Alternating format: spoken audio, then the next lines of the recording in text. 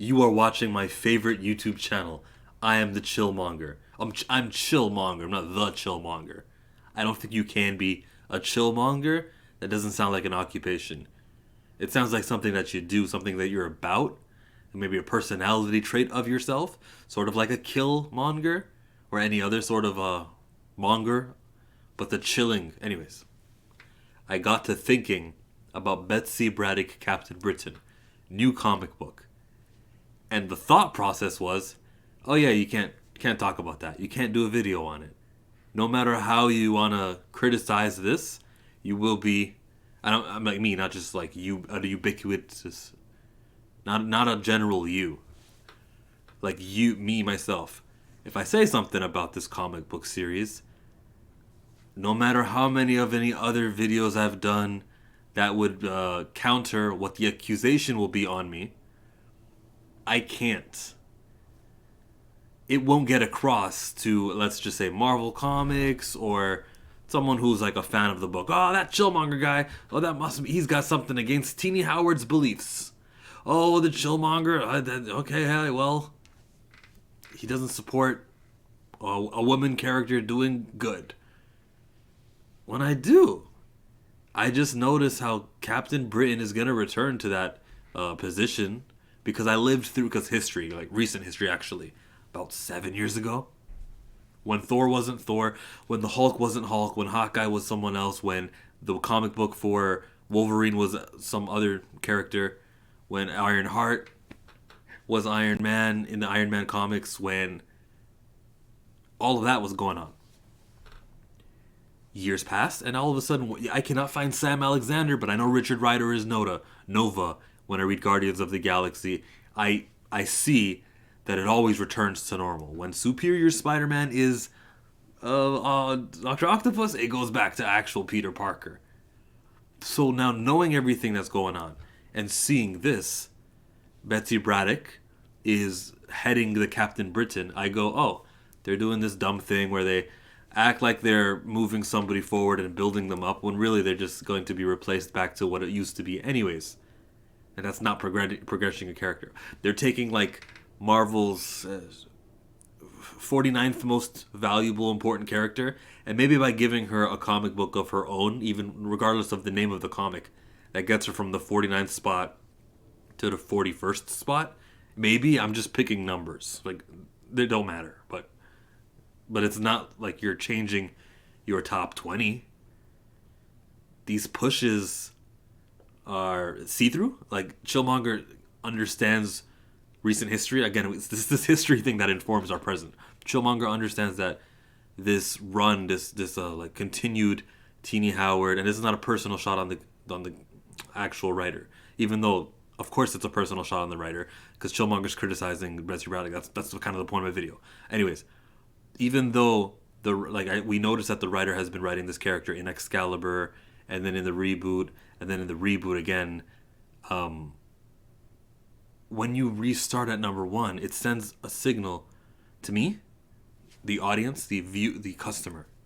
Oh, this comic book company, this comic book character, and this venture that is Teeny Howard writing Betsy Braddock. This venture known as Teeny Betsy Connection is one that requires rebooting. Because I've seen Ben Percy, who started writing X-Force and is still writing X-Force. So I go, okay, well, it's not that level of success. Or Wolverine, for example. It's something that's being restarted and restarted again and again under new artists, but it's the same. All right. I get it. Okay. Comic book stores know this too, and they go, oh, they're going to do the number one thing. Well, I know how many got number one for the last Betsy Braddock book, so I think maybe a couple extra for those variant covers, but I know how to order correctly for this series. We actually, the viewers, the customers, and the comic book freaking stores, we see the level of support and the level that the X-Men office is backing this venture. We actually see the dead end. It's a limited series. I believe it's a limited series, this Captain Britain thing. And we're like, yeah, okay. I guess at issue number 5, regular Captain Britain comes back. He has a name. What is his name? No, stick around. I'm gonna stay. I'm not gonna leave until I figure out this name. His name, Captain Britain, is Richard. No, it's not Richard.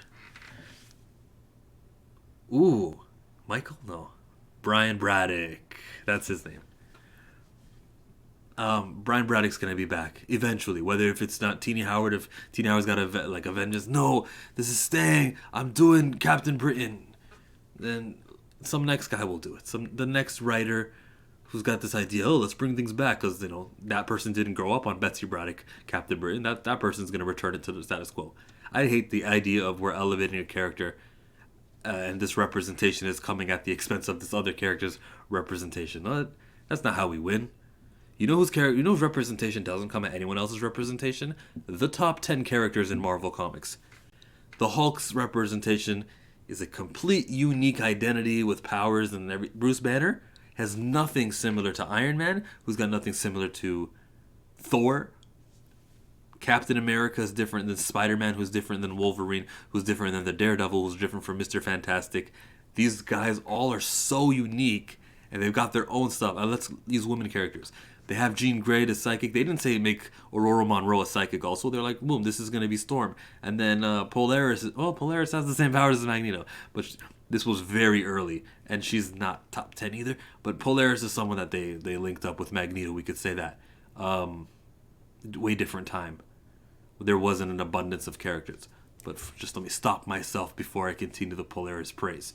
So I shouldn't use that as an example. But there's so many other characters who are just unique.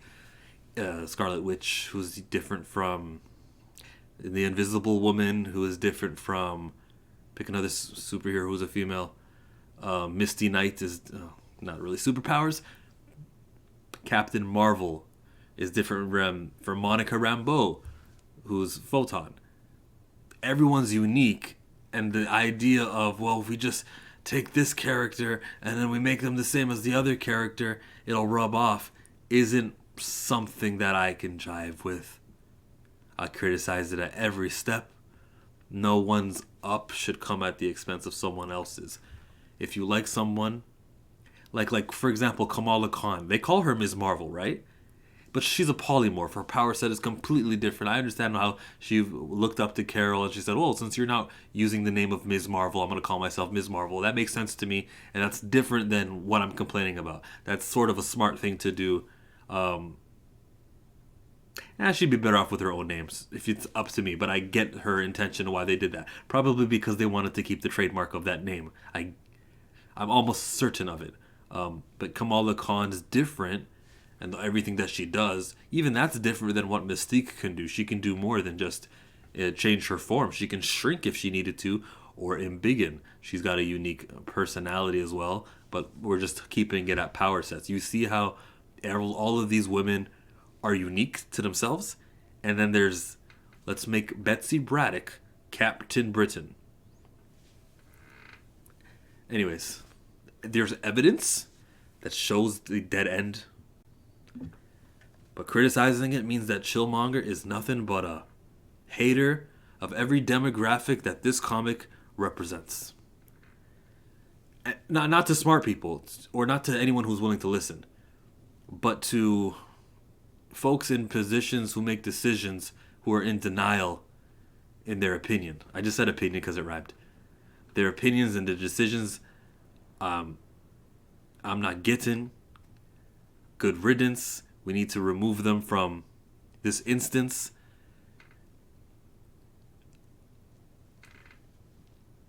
Bye. Oh, watch my Creed video. Sick live stream that I did. That live stream was so good that I did on Sunday. It makes me wonder if I should be doing movie visits, invite a panel, and just talk the movie for like an hour and a half on a regular basis. Like, you guys know I do 33 burning questions. What if I just did movies, chit chat about it for an hour? And it would be the MCU, of course. I start with Iron Man 1, 2, the whole 31 movies of the MCU. What if I did something like that? What if I did Mandalorian season 3, episode 1 on Saturday at 1 o'clock at the same time I usually do burning questions? What if I did that? Invite a panel of Star Wars people and just ham it up. No structure, No, I'll probably have some screenshots and some stills because you guys deserve to see a little bit of effort on these streams. So I'll probably have still shots and we can just talk about each thing, throughout the episode. Maybe 8, 10 pictures, and I'll be satisfied with okay, did I cover enough?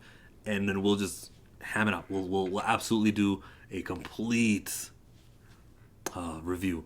As I'm saying this, it sounds better and better, and I'm not even asking for your opinion anymore. I think that's what I'm gonna do on Saturday. I'll see how I feel. I still have got some questions from Star Wars questions that I have backed up because I prepare these questions, and on a week that maybe I don't have questions, I have some backed up. So I have some Star Wars questions that I'm probably not gonna use until a long time from now. The next 8 weeks might just completely be Saturday Mandalorian. That show is that good enough. It is worth it. And I've learned from my little Creed 1 and Creed 2 live discussion that, the burning question thing, as cool as it is,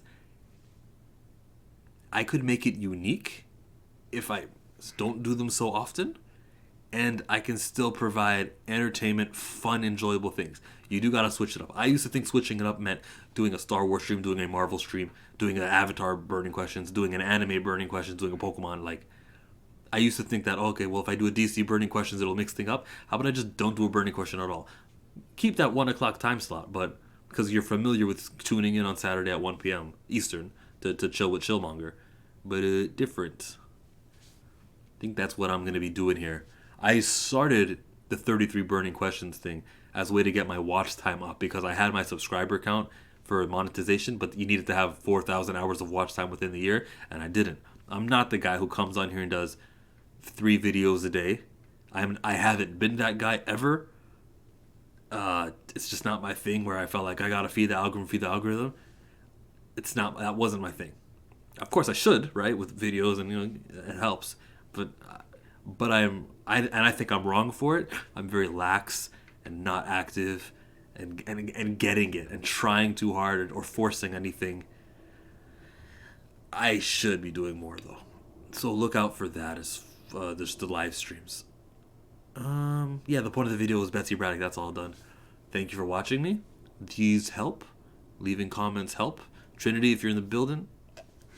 Trinity is the first comment right now. Trinity already did this. With hands with darker skin tone than his actual hands. Whatever gets you off, bro. Bye.